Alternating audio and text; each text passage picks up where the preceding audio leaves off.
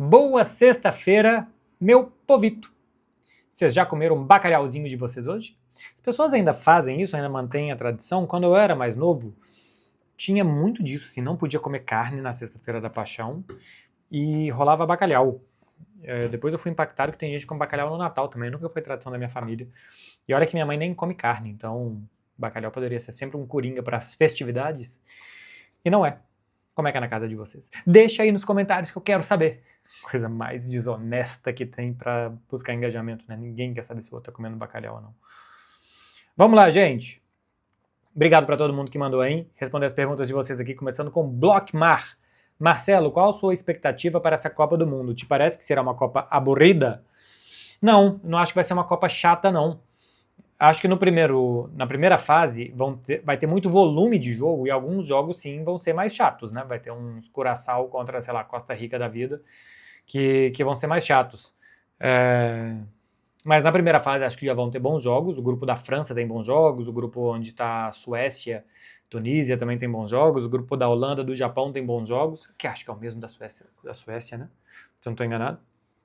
Então, Brasil e Marrocos é um muito bom jogo. Espanha e Uruguai é bom jogo. Alemanha e Equador pode ser. Então acho que tem bons jogos já na primeira fase e depois, cara, é muito mata-mata.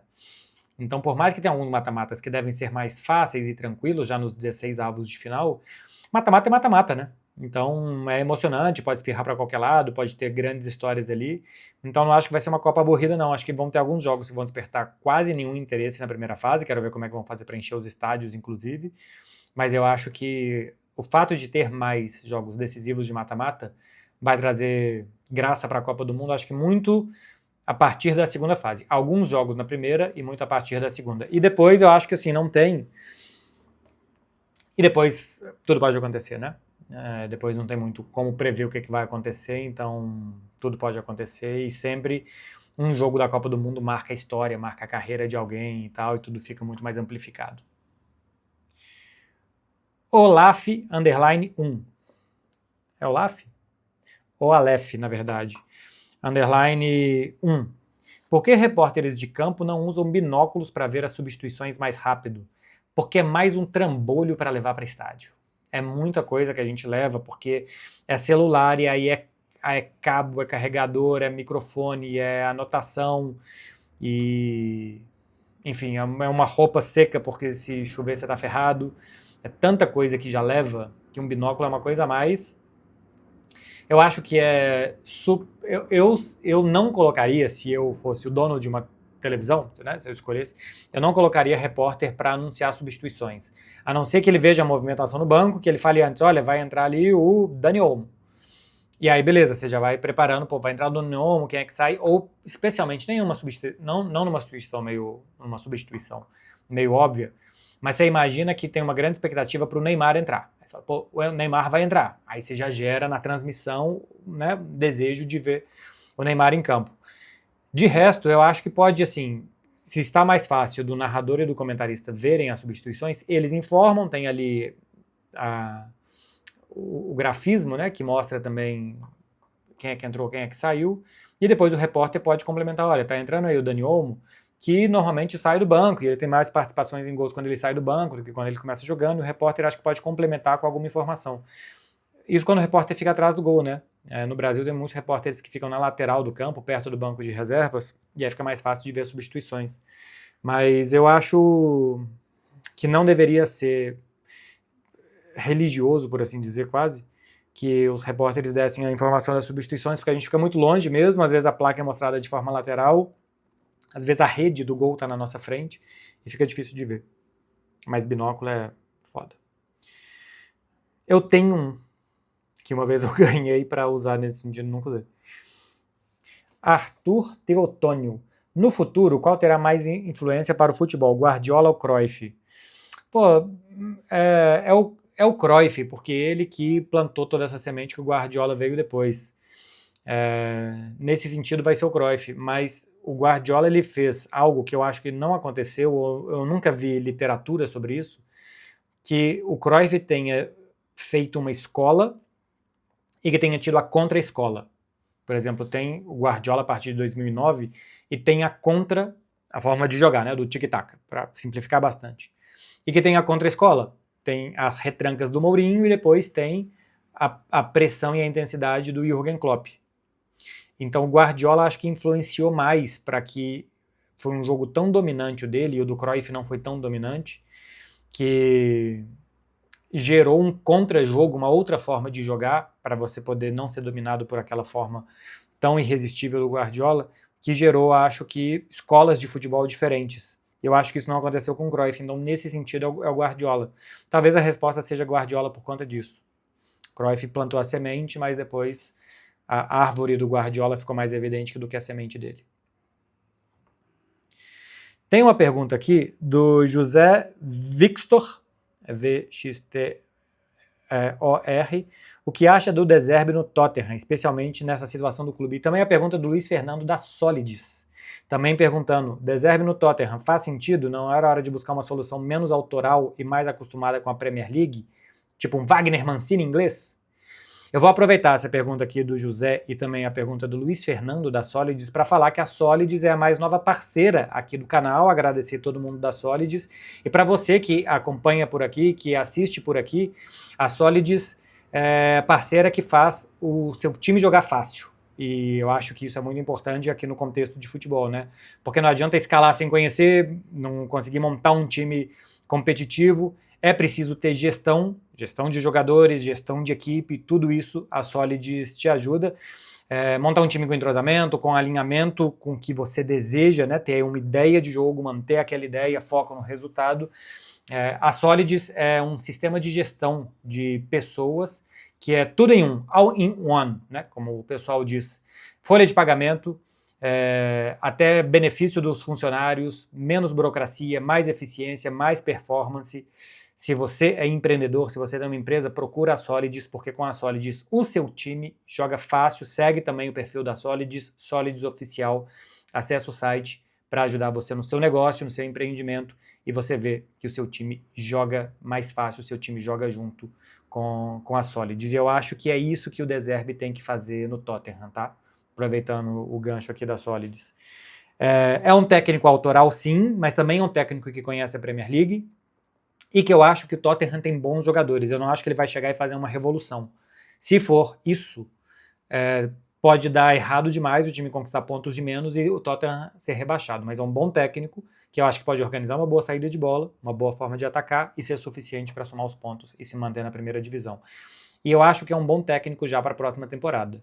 Ele foi bem no Brighton, acho que ele foi bem na primeira temporada do Olympique de Marselha. Eu acho que é um bom nome. Mas eu não sei se para esse elenco contratar o Wagner Mancini inglês, né? Contratar um técnico acostumado com defender muito e atacar de bolas longas para frente e tal, eu acho que nem casa com esse elenco do Tottenham. Esse elenco acho que precisa de um técnico que dê ideia de futebol para eles, coisa que o Igor Tudor eu já imaginava que não seria. E que antes disso o Frank não conseguiu, né? Thomas Frank. Mas eu acho uma boa ideia do De Zerbi. É uma situação muito difícil da do Tottenham. Acho que tem bons jogadores. E caso não caia, talvez mantenha bons jogadores. Mas ainda assim, eu acho que é uma boa fazer a feira no Tottenham, tá? Ir buscar Van der Ven, buscar Cuti Romero, não sei se Xavi Simons, Pedro Porro, quem quiser um ala mais ofensivo pela esquerda. O Dodge eu acho que é bom. Vicário é bom goleiro. Quem estiver precisando de jogadores, eu acho que olhar para o Tottenham na próxima temporada e tentar tirar jogadores de lá, especialmente se o time cair, né? Pode ser uma boa. Tem uma pergunta aqui agora do Taisir Ali. Se Messi ganhar essa Copa sendo um dos protagonistas, ele é maior que o Pelé? Não. Para mim, a questão do Pelé, eu acho que ela é inalcançável, por assim dizer, como maior. Eu acho o Messi o melhor, porque eu acho que fazer o que o Messi fez durante tanto tempo, em alto nível, né? Sempre no futebol de alto nível, num momento que os esquemas táticos são muito difíceis, complexos, que você estuda muito o adversário, eu acho que tem muito mérito, a evolução natural do jogo faz com que os jogadores sejam melhores. Mas eu acho que o Pelé é maior, porque o Pelé ajudou a trazer a ideia do que é o futebol, do que é o bom futebol. E isso depois ninguém mais pode fazer porque isso já está feito. Então acho que o futebol precisava de alguém para mostrar o mundo, fazer excursão, jogar onde a televisão não chegava, o rádio não chegava, só dava para escrever o que era e as pessoas precisavam ver em primeira pessoa, por isso o Pelé ia até as pessoas jogar ou com a seleção ou com o Santos nessas excursões, para popularizar o bom futebol. Então acho que ninguém mais vai fazer isso porque isso já está feito, né? O Pelé já mostrou pra gente o que é o bom futebol e conseguia fazer absolutamente tudo bem. Tudo bem no sentido de tudo bem feito. Então, mesmo que o Messi vença mais uma Copa, ele vai jogar 2, o Pelé ganhou 3, por mais que quase não tenha jogado a de 62. Então, ainda assim terá menos Copas que o Pelé. Então, não muda nada no patamar de nenhum dos dois. Marques Felipe.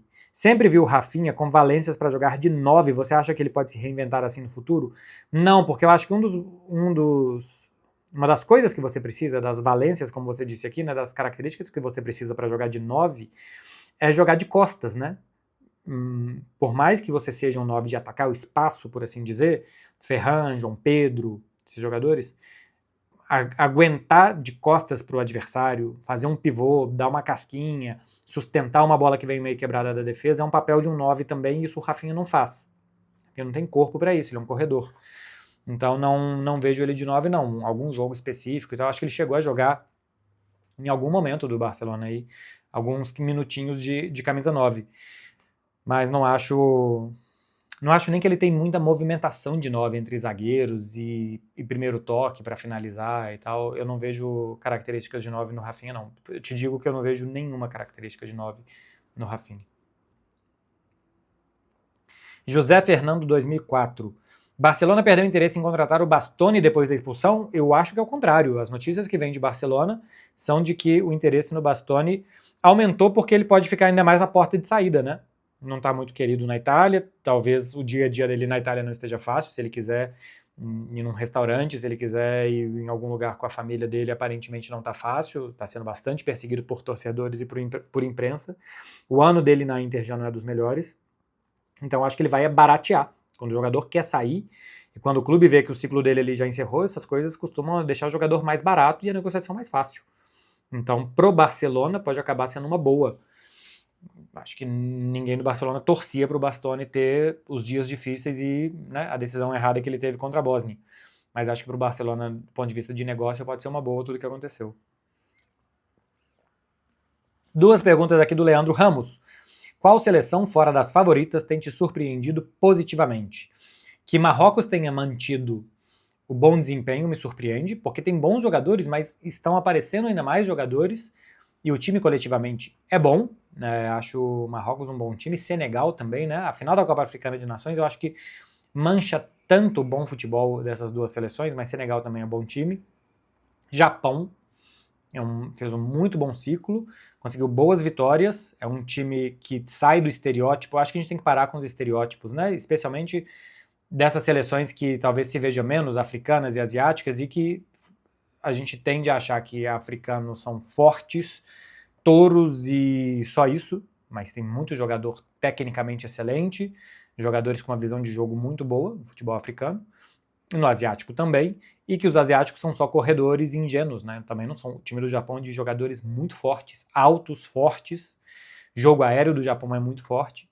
Acho que essas seleções, Senegal, Marrocos, Japão, Equador, também eu acho que é uma seleção forte, dessas mais fora do radar. O Equador se defende muito bem, tem um bom técnico, tem Hincapié, Pátio, Caicedo, tem bons defensores, o time do Equador.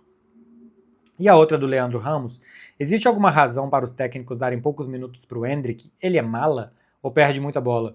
Eu vi que tem muito dessa tese de que os técnicos não gostam porque o Endrick seria mala, nariz em pé, esse tipo de coisa. Eu não tenho absolutamente nenhuma informação sobre isso, nenhuma. O Ancelotti deu uma letrinha, agora antes do jogo contra a Croácia, dizendo que o Endrick é o futuro da seleção, mas que agora ele tá vendo o Endrick de ponta, e para jogar como ponta ele também tem que ter um aspecto defensivo importante. E talvez seja um pouco disso, né? O Endrick, eu acho que ele tende a pressionar muito na frente, quando o adversário sai jogando, ele sai igual um leão dentro de uma arena de gladiadores para correr atrás da bola e do adversário, mas depois que aquela primeira pressão é vencida e tal, ele tende a esperar mais e ajudar um pouco menos. Então, talvez seja isso que os técnicos querem, jogadores mais completos, e ele não é. Além de arriscar muito. Teve alguma pergunta aqui sobre o Endrick, mas não sei se eu selecionei. O Endrick tá sempre arriscando, o que é ótimo, mas o que também faz com que ele perca, às vezes, muitas bolas e o time perca um pouco de volume, né? Se tá sempre perdendo bola, você não tem tanto volume de jogo. Talvez seja isso. Ou assim, o contexto de Real Madrid, né? Ele chega no Real Madrid que tem um Mbappé que tem característica, alguma coisa bastante parecida com a dele. E na seleção brasileira eu acho que ele deveria ter jogado mais. Albert HVSA. O que achou da suposta revolta do Lamine ao ser substituído contra o Raio? Cara, eu não achei suposta não, tá? O Lamine, de novo, deu um chilique porque foi substituído. É um garoto de 18 anos que eu acho que tem que melhorar nesse sentido. Vira e mexe, isso acontece com ele. Um garoto de 18 anos não pode ser intocável, por mais que ele seja o Lamine, por mais que ele seja excelente. Ele tem que poder ser substituído, poder descansar de vez em quando, evitar lesão. Ele não estava bem contra o Raio, era normal que saísse ele, que saísse Rafinha, o Barcelona estava muito cansado. E ele deu um chilique, ele foi para o banco de reservas mal educado, ele ficou de cara ruim, ele teve que ser acalmado, acho que pelo Chesney que estava por ali, ele falou sempre eu, isso é inacreditável e tal. Um chilicaço. Então, acho muito ruim. Garoto de 18 anos tem de aprender, ficar mais calmo e tal. Não pode estrelar e achar que você vai jogar todos os minutos da sua vida no Barcelona, porque aos 18 você já fez o suficiente para isso. DSZ Rafael. Você acha que Portugal vai longe na Copa? Acho que vai.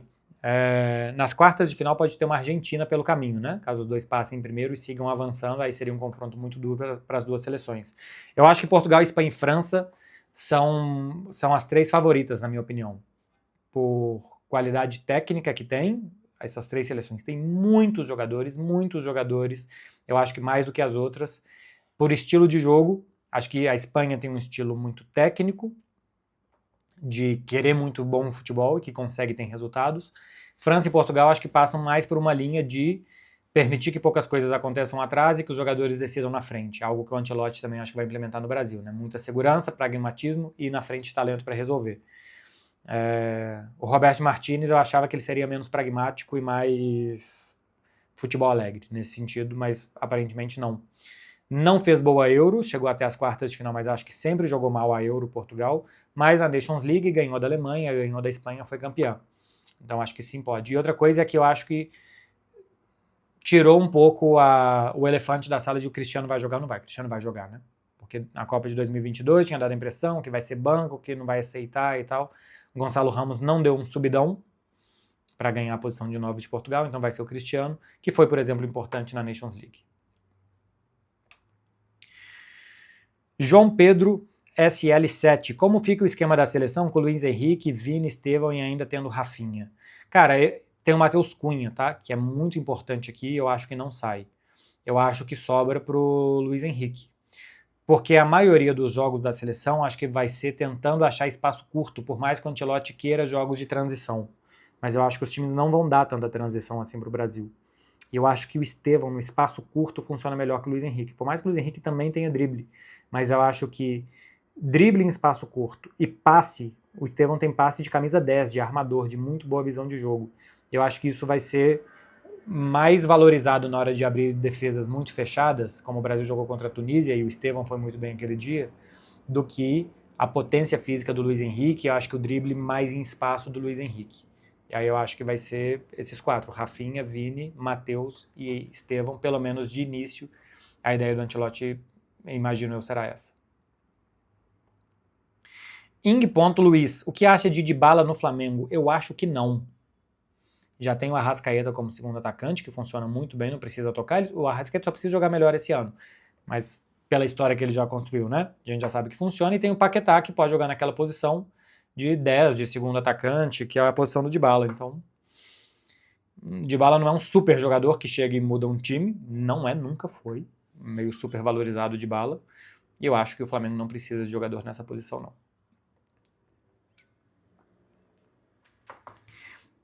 Ives Ian, ou Ives Ian, mas é tudo com Y. Acha que as novas regras anti-cera que a FIFA vai colocar na Copa são uma boa? Não sei, cara, ainda não vi. Eu acho que pode burocratizar a questão de poder ter VAR em escanteio. Eu acho que pode burocratizar muito o futebol se toda hora for parar um escanteio para ver se é ou não. Gosto muito de VAR para segundo cartão amarelo. Segundo cartão amarelo é tão decisivo como um vermelho direto, então gosto muito. E as questões de arremesso lateral, de saída de jogador porque se lesionou, eu também acho perigoso. Vai que, o Cucurella faz uma entrada muito forte no Rafinha, aí o Rafinha precisa ser atendido, fica fora, e a Espanha faz 1-0 no Brasil com o gol do Cucurella enquanto o Rafinha não tá jogando. Parece injusto, me parece muito injusto. Então, não acho que isso seja uma boa medida. Vamos ver como é que vai funcionar. Espero para ver, mas não acho que vai mudar para melhor. E outra coisa, gente, é o seguinte: quer anti-cera, quer mais tempo de bola em jogo, mas ao mesmo tempo vai colocar lá um cooler break, um tempo técnico de hidratação de 3 minutos para poder ter intervalo comercial. Então a FIFA tem que decidir se ela quer futebol ou se ela quer dinheiro. Me parece que ela está interessada em dinheiro, né? Porque se quisesse futebol, vai que o ritmo do jogo tá ótimo, que os times estão lá e cá e tal. Aí você para tudo, 3 minutos, intervalos comerciais e depois volta pro futebol. O bom do futebol é o dinamismo. Eu acho que a FIFA vai dar uma estragada para ganhar dinheiro na Copa do Mundo e tomara que as federações não implementem isso. O Brasileirão já tá com isso, acho que não tem que ter. Ligas europeias, Champions, tomara que não tenha esse tempo de hidratação aos 22 minutos ou aos 30 minutos. Leonardo Oliveira F. A data FIFA de março ser muito próxima das quartas da Champions não seria um erro de calendário? Para mim, a data FIFA é um erro de calendário no geral. Parar tudo para 15 dias, entregar os caras para seleções e depois devolver para os clubes, para mim não faz o menor sentido. O menor sentido. Quando é em setembro, outubro e novembro, os times estão vindo de pré-temporada, os times estão começando a pegar entrosamento, tem muita lesão de início de temporada e a data FIFA agrava isso, aí depois é no momento decisivo da temporada europeia, antes é no momento decisivo da temporada sul-americana, tem a Copa das Africana de Nações em janeiro, que tem que ser em janeiro, porque o clima da África é mais propício que se jogue naquele período, mas aí antes já tem data FIFA em novembro também para as africanas, e aí quem tem jogador africano perde muitos jogadores nas datas FIFA, mais na Copa Africana de Nações. Eu acho que tinha que ter uma janela em dezembro ou em novembro, passa lá 4 semanas, acho que as seleções jogam 12 jogos, passa 4 semanas, faz 6 jogos, entrega os jogadores ali, ou em 4 semanas dá para jogar 7, 8 vezes. E depois uma janela menor em junho, quando tudo acaba, para jogar mais 4 jogos. E aí você decide 2 janelas por ano, todos os jogos de seleções. Mas não parar tudo por 4 vezes no ano, né? A gente para tudo em setembro, outubro, novembro, março, e depois tem um em junho, que aí as coisas já estão mais paradas mesmo. O ideal para mim era que parasse só uma vez em junho, tá? Se não tivesse data FIFA, dava para acabar os campeonatos no início de maio. Se acaba no início de maio, entrega os jogadores para as seleções 15 de maio que seja, e eles ficam até 15 de junho com as seleções, até 30 de junho com as seleções, e depois um mês de férias e começam a pré-temporada. Eu utilizaria isso só como critério técnico, é porque tem dinheiro envolvido também. Torguinha. Beckler, Neymar foi melhor que o R10 no Barça? Tamo junto, admiro demais o seu trabalho. E depois, um apertinho de mãos. Cara, não foi melhor que o Ronaldinho, não foi. Em números, e eu não vou nem olhar, alguém pode me trazer aqui que o Neymar teve mais gols, assistências que o Ronaldinho, essas coisas. Mas futebol não é isso. Cara. Futebol às vezes é números, essas coisas são muito importantes e tal. O Ronaldinho foi o grande protagonista de uma transformação de autoestima, de moral, de se enxergar como clube, de identidade do Barcelona. O Neymar não foi isso. O Neymar foi um coadjuvante, muito bom coadjuvante, do time que tinha lá o Messi como seu protagonista e tinha coadjuvantes como Neymar, Suárez, Iniesta, tinha vários coadjuvantes, entre eles o Neymar. O Ronaldinho foi o cara de transformar o clube, de transformar. O Barcelona era um clube há muito tempo sem título, cabisbaixo, triste, e o Ronaldinho devolve a alegria, o sorriso, o colorido, tudo ao Barcelona. Então, é incomparável a história de um e do outro pelo Barcelona. Fabrício Mota. O que falta para André e Bidon no Corinthians? Acho que falta regularidade, são jogadores irregulares. O André a gente viu há menos tempo, né? Que tá jogando só esse ano, o Bidon já vem desde o ano passado. Para mim, eles são mal escalados. Eu vejo o Bidon ideal como um camisa 8 e não um cara aberto pela direita. Não um 10. Eu acho ele eu acho que o Bidon tem que jogar mais perto dos zagueiros, fazer a bola sair e decidir para onde que o jogo vai. Para isso ele também tem que mostrar que ele tem visão de jogo, que ele tem capacidade de passe, que ele tem timing de passe, essas coisas. Que ele já mostrou que talvez ele tenha, mas eu nunca vi muito. E o André, eu acho que é um jogador muito técnico e também muito forte, de boas arrancadas, mas que também se vira bem em espaço curto. E eu acho que ele também tem que vir um pouco mais de trás. Pode ser um grandíssimo primeiro volante construtor ou também um segundo volante de construir. E eu acho que normalmente os dois jogam mais à frente para acomodar no time jogadores como Ranieri, de 5 por ali, Carrillo, e aí você escala mal os melhores jogadores, que são Bidon e André. Davi KZZ7. O que você acha desse time do Bayern, que está tendo um ataque absurdo? É isso daí, tem um ataque absurdo, a média de 3,5 gols por jogo quase, uma média de gols surreal, de um time que faz 7 gols a cada 2 jogos, isso quase que não existe, credencia o Bayern. Todo time que está fazendo 7 gols a cada 2 jogos está credenciado a ganhar tudo. Mas, para jogar contra o Real Madrid, por exemplo, pode ser que não tenha goleiros, né? Se o Neuer não se recuperar, o segundo, o terceiro e o quarto estão definitivamente lesionados, estão definitivamente fora. E aí vai jogar um garoto lá de 16 anos. E aí é ir pro buraco, né? Vai colocar um garoto de 16 anos contra Mbappé, Vini, Bellingham, Valverde. Fica muito difícil que esse goleiro não sinta e que passe tranquilidade pro resto do time. Pode ser por um grandíssimo azar. É um grandíssimo azar que 4 goleiros se machuquem ao mesmo tempo. Pode ser um problema grave para o Bayern de Munique e faz uma super temporada. Digjão, você pode falar sobre a situação atual do Botafogo? Está parecendo um navio à deriva. Cara, melhor à deriva do que com o Textor, talvez? É uma situação muito difícil do Botafogo mesmo, né? Que trocou de técnico e inventou o auxiliar do Arthur Jorge como treinador. Vamos ver se dá certo. Que está se desfazendo. Bom, que sempre se desfaz dos seus jogadores, né? Chega, incuba jogadores, vamos ver se dá certo ou não, e depois vende. Chega, incuba jogadores e depois vende. E que agora ainda tem todos os problemas institucionais envolvendo o Textor, que se sair do clube acho que é uma muito boa para o Botafogo. A questão é as dívidas que ele fez. E aí eu não sei se essas dívidas que ele fez, é a empresa dele, se ele saindo, o Botafogo SAF fica com essas dívidas, que são de 3 bilhões, ou se o Textor tem que pagar para sair. Né? Você comprou alguma coisa, para sair você tem que vender as dívidas daquela coisa. Eu não sei se é isso, não sei como é que é o contrato do Botafogo com o Textor. Mas ele deu tudo ao Botafogo recente. Né? O Botafogo já tem uma história incrível, mas ele deu tudo recente. Deu Brasileiro, deu a Libertadores. O torcedor do Botafogo estava super carente de um título desde 95, né? Um título importante, não só um estadual. Ele deu o Brasileiro e a Libertadores, graças a essa tentativa e erro dele, que é meio um bêbado num cassino, né? Assim, sai apostando em tudo. Mas também pode ter um preço altíssimo a se pagar. Então, é um navio meio à deriva. Acho que existe uma intranquilidade dos jogadores e dos funcionários com tudo que é o Botafogo. Muitas trocas de técnico, muitas trocas de treinador, muitos ventos que batem, o clube muda de rumo. E uma questão institucional gravíssima, e essa dívida tem que ver como que ela vai ser sanada, porque é uma dívida que, se o Textor sair, quero ver quem é que pega. Né? Alguém tem que comprar o Botafogo, é uma empresa hoje. Quero ver quem é que vai comprar uma dívida de 3 bilhões. Gigio Molinari. O que acha de Enzo Fernandes para o Real Madrid? Quão quebrado fica o Chelsea?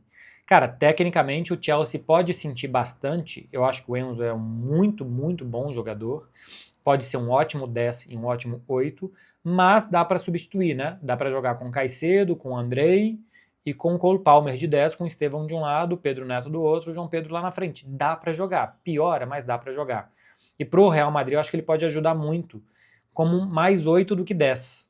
Acho que o Real Madrid precisa mais alguém para organizar a partir do meio campo do que perto do gol. Perto do gol os jogadores acho que já são bons o suficiente. Então, no Chelsea fará falta, porque é um super jogador, mas acho que dá pra se organizar. E no Real Madrid ele não é um Toni Kroos, ele não é um Toni Kroos, não é um Modric. Mas eu acho que ele dá muita boa qualidade e também pegada ao meio campo, né? Também é um jogador combativo. É um jogadoraço, o Enzo. É muito bom jogador mesmo. Agora, o Chelsea tá quebradaço também, né? Dívida de prejuízo de 400 milhões de euros quase na última temporada. Melécio Júnior. Qual a maior rivalidade da Espanha? Real e Barça ou Real e Atlético? Não, é Real Madrid e Barcelona. Porque as torcidas são as maiores, porque por mais que não sejam rivais da mesma cidade, existe um duopólio entre os dois, né? São disparados os dois maiores clubes do país. Então não é, por exemplo, você tem Palmeiras e Flamengo, que são hoje os dois grandes clubes do futebol brasileiro, mas você tem uma rivalidade muito grande do Palmeiras com o Corinthians, do Flamengo com seus rivais no Rio de Janeiro. Existe uma rivalidade muito grande também do Real com o Atlético e do Barcelona com o Espanhol, mas o que move o país, por assim dizer, é a rivalidade Barcelona e Real Madrid pela grandeza dos times, das torcidas e da relevância entre eles. Jonathan Benítez. Fala, Beckler, por que você acha que o Luiz Henrique não vingou no Betis? Por que não? Porque ele não vingou. Deixa eu ver se eu tenho aqui. Vou pegar para você os números do Luiz Henrique no Betis, embora eu acho que nem precise dos números, tá? Mas vou pegar os números só para ilustrar melhor. Mas o Luiz Henrique não era um jogador chave no time do Betis. As coisas não passavam toda hora pelo Luiz Henrique. Ele não era um jogador que estava indo muito bem em La Liga, que outros times de La Liga queriam Luiz Henrique, pô, tem que aproveitar esse jogador. Quando chegou a proposta, o Betis permitiu que ele fosse pro Botafogo. Ele não tinha esse 1 contra 1 endiabrado, ele não era um jogador que... O Antony, por exemplo, dá essa sensação de que quando vai jogar contra os grandes, que você tem que proteger mais aquele lado do campo. No Betis ele teve, primeira temporada, 43 jogos, 3 gols, 7 assistências. Na segunda temporada, 21 jogos, 1 gol, 3 assistências. Não são bons números do Luiz Henrique, né? Assim, ele fez 4 gols em 64 jogos. E ele participou de 14 gols em 64 jogos. Por mais que os números no Zenit também não sejam bons, tá? No Zenit ele tem 35 jogos e 8 participações em gols. Seleção ele vai muito bem. Mas no Betis ele não era... Estava longe de ser unânime, estava longe de ser um jogador que os times da Espanha queriam, estava longe de ser um jogador que quando você ia jogar contra o Betis você tinha que se preocupar muito com o Luiz Henrique por ali. Não conseguiu jogar bem.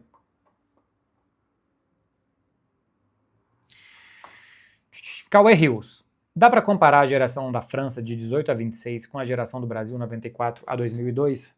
Cara, não, porque não são nem a mesma geração, né? O Brasil de 94 e o Brasil de 2002 tem nada a ver uma coisa com a outra. Se você quer dizer um momento, talvez. O Brasil chegou em final 94, 98 e 2002. A França chegou em 2018, 2022 e é uma das favoritas chegar em 2026. Mas, pô, isso aqui é uma comparação meio óbvia, né? Não dá pra comparar uma camisa verde com uma camisa verde, claro. Tem que ver se a França vai chegar em 2026. Agora, geração não tem a ver. Geração do Brasil de 94 não tem nada a ver com a de 2002.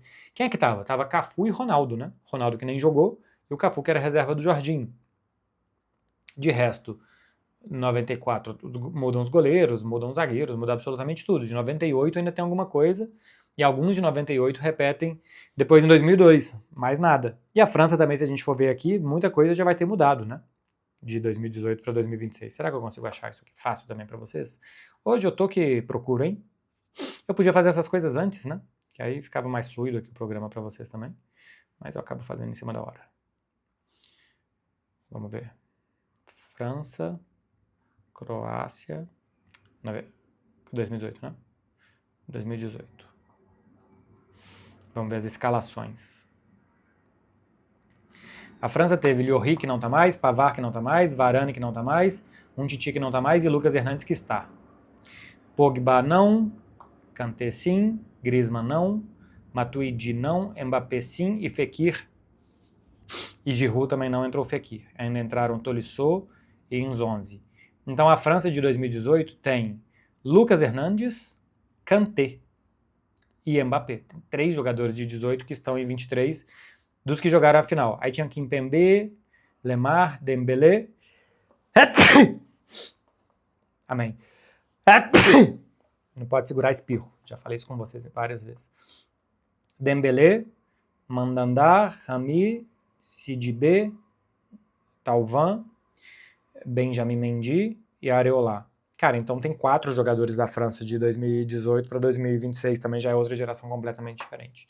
Do Brasil eram 2, da França são 4. Teve renovação na França, teve renovação no Brasil, os 2 times conseguem se manter competitivos, vamos ver se a França vai ser competitiva esse ano, né? Tudo indica que sim, mas vamos ver se vai ser competitiva esse ano. MH Guimarães, Arthur Jorge no Cruzeiro, entrega as taças? A torcida do Cruzeiro ficou muito empolgada porque realmente jogou bem contra o Vitória, fez tudo mais rápido, o Cruzeiro moveu a bola mais rápido, se deslocou mais rápido, acho que ocupou o campo de ataque sem burocracia. A bola, às vezes, para sair da esquerda para a direita no início do ano tinha que fazer 3 pedágios, agora a bola vai mais rápido. Essa movimentação e essa ocupação mais rápida possibilitou que o Matheus Pereira que o time jogasse mais no ritmo do Matheus Pereira também, acho que estava jogando pouco no ritmo do Matheus. Então, contra o Vitória, tudo funcionou, vamos ver se isso segue assim, já tem um jogo difícil contra o São Paulo, porque Cruzeiro-São Paulo sempre é muito difícil, o torcedor do Cruzeiro sabe isso, no final de semana, e depois já começa a Libertadores, que o grupo é muito difícil. Cruzeiro tem que estar sempre por ali, tá?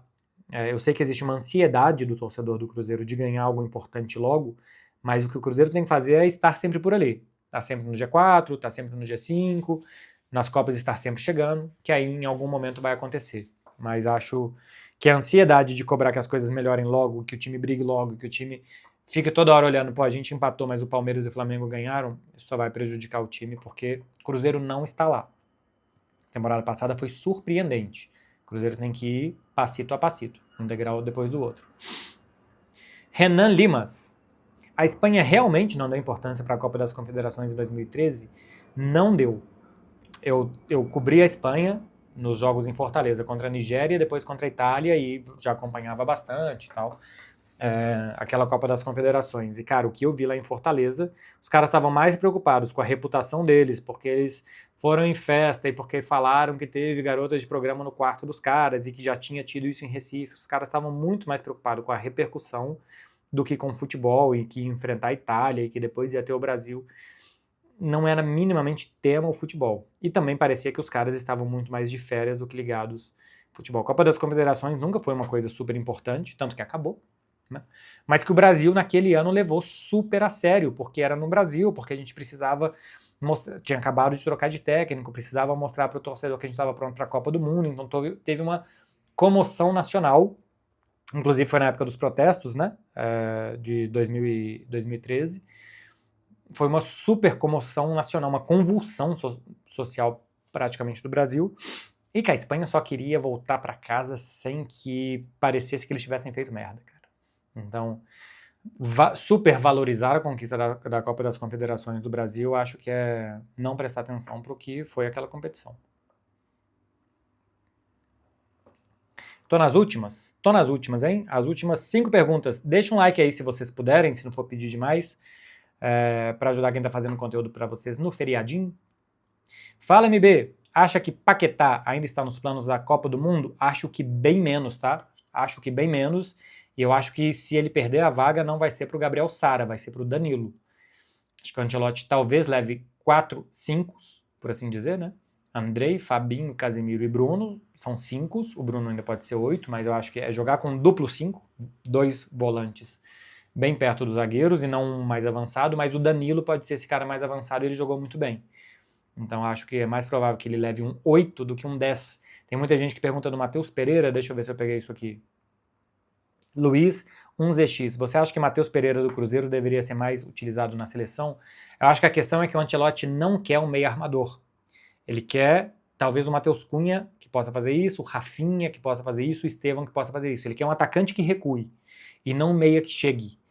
Ele quer 4 defensores, 2 5, 2 volantes que liguem muito rápido com o ataque e 4 atacantes que troquem de posição para gerar dúvida na defesa do adversário, que sejam muito rápidos, que tenham 1 contra 1 e que quando o Brasil estiver atacando no campo do adversário, que esses 2 5 deem sustentação de girar bem a bola de um lado para o outro e que eventualmente também possam um chute de fora da área, um passe, mas ele não quer um 10 organizador.